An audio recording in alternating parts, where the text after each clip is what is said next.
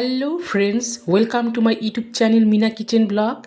আশা করছি তোমরা সবাই ভালো আছো, আমিও ভালো আছি। আর আজকে তোমাদের জন্য একটা রেসিপি শেয়ার করতেও চলে আসলাম। এটা হচ্ছে গ্রাম বাংলার এক ঐতিহ্যবাহী পিঠা, যার নাম হলো গুড় পিঠা, আর এক নাম হলো আরসে পিঠা। তো চলো বন্ধুরা, তোমরা দেখতে থাকো। সো গাইজ দেখো, এইখানে আমি একটি পাত্রে আতপ চাল নিয়েছি, গোবিন্দভোগ চাল, যেটা আমি 1 ঘন্টা ভিজিয়ে তারপরে ভালো করে জলটাকে ঝরিয়ে নিয়েছি। এরপরে দেখো বন্ধুরা, এখন আমি এই ঝরিয়ে নেওয়া গোবিন্দভোগ চাল আমি এখন গ্রাইন্ড করে নিলাম। সো গাইজ দেখো, একদম মিহি করে এটাকে কিন্তু গ্রাইন্ড করে নিতে হবে। আর তোমরা দেখে বুঝতে পারছো আমি কতটা এখানে চালটাকে মিহি করে বেটে নিয়েছি। তোমরা চাইলে এটা মিক্সচারেও গ্রাইন্ড করে নিতে পারো। এরপরে দেখো বন্ধুরা, ওভেনে আমি একটি কড়াই বসিয়ে দিয়েছি। এবারে কড়াইয়ে আমি দিয়ে দিলাম 1 কাপ জল। আর দেখো বন্ধুরা, এইখানে আছে খেজুর গুড়।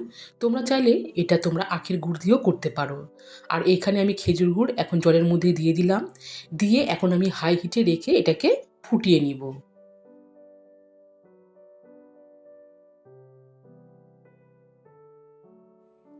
তো দেখো বন্ধুরা, এটাকে কিন্তু আমি অনেকক্ষণ ধরে জাল দিয়েছি।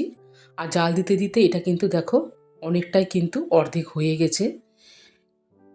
এরপরে এই এই গুড়টা ঠিকভাবে জাল দেওয়া হয়েছে কি না আমি একটি পাত্রে জল নিয়ে এটাকে চেক করছি। তো তোমরা এখানে কিন্তু দেখে বুঝতেই পারছো এখনও কিন্তু গুড়টা ভালো করে জাল দেওয়া হয়নি, যেহেতু গুড়ের ভাবটা একদমই পাতলা। তাই আমি আবারও ফুটিয়ে নিচ্ছি। সো গাইজ দেখো, এবারে আমি আবারও বাটিতে এইভাবে চেক করলাম। এবারে কিন্তু এই গুড়টা ঠিকমতোভাবে জাল দেওয়া হয়েছে। তোমরাও কিন্তু এইভাবেই ট্রাই করবে। এইবারে আমি ওভেনের আঁচটাকে কিন্তু এবারে নিভিয়ে দিয়েছি। তো দেখো বন্ধুরা, গুড়টাও কিন্তু হালকা ঠান্ডা হয়ে গেছে। এই অবস্থায় এখন আমি অল্প অল্প করে এই আতপ চালের গুঁড়ো দিয়ে দিব। এখন আমি অল্প পরিমাণে আতপ চালের গুঁড়ো দিয়ে নাড়িয়ে নিচ্ছি।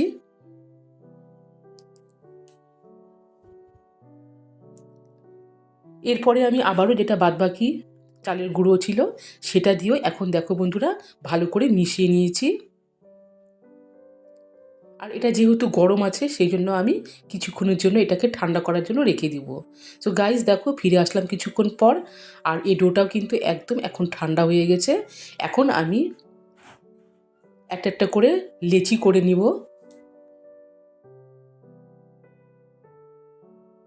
আর আমি হাতের মধ্যে সামান্যখানি তেল দিয়েছিলাম, যাতে এই লেচিগুলো হাতের মধ্যে লেগে না থাকে। তো দেখো বন্ধুরা, আমি এখন 2 হাত দিয়ে ভালো করে দাবিয়ে কড়াইয়ে থাকা তেলের মধ্যে দিয়ে দিলাম। আর মিডিয়াম আঁচে এখন আমি এই গুড় পিঠাগুলোকে ভেজে নিচ্ছি।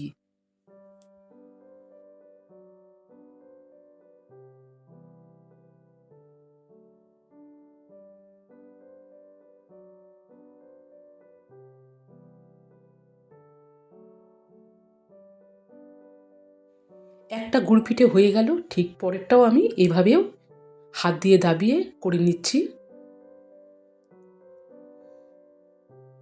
তো দেখো বন্ধুরা, এখানে আমি 3-4টা আগের থেকেই করেও নিলাম। আর আস্তে আস্তে এখন এই গুড় পিঠাগুলো কিন্তু আমি তুলে নিচ্ছি। ভীষণই ভালো লাগে খেতে, গরম গরমও ভালো লাগে, ঠান্ডাও ভালো লাগে। তোমরা কিন্তু এটা বাড়িতে ট্রাই করতে পারো, গুড় পিঠে। তাহলে দেখো বন্ধুরা, এই গুড় পিঠেও রেডি হয়ে গেল। সো গাইজ দেখো, আমি একটি প্লেটও সার্ভ করে নিয়ে আসলাম। আর এই রেসিপিটা করতে কিন্তু বেশি ঝামেলা হয় না, তোমরা দেখে বুঝতেই পারছো। আর আশা করছি আজকে এই গুড় পিঠে বা আরসে পিঠে রেসিপিটা তোমাদের অবশ্যই ভালো লেগেছে। তাহলে আজ এই পর্যন্তই। প্লিজ তোমরা কমেন্ট করে জানাবে আজকের এই রেসিপিটা কেমন হয়েছে। সবাই ভালো থেকো, সুস্থ থেকো।